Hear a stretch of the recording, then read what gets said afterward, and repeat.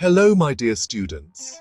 If you are preparing for GPAT Niper DI or the pharmacist exam, don't skip the video.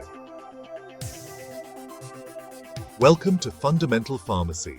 The major adverse effect of paracetamol is hepatotoxicity, but when, if you take paracetamol beyond 6 grams per day. Hepatotoxicity is because of the toxic metabolite generated NBQI, that is N-acetylbenzoquinone imine. This metabolite is normally removed from the body by glutathione conjugation. But if you take in a large dose, say for example 6 grams per day, the quantity of NBQI generated is more and can cause liver damage. So, the antidote for paracetamol poisoning is N-acetylcysteine and methionine, which help to synthesize glutathione, so that the metabolite will be removed. Lots of times questions have been asked in the GPAT Niper DI and Pharmacist exams. Don't forget to like, share and subscribe to the channel.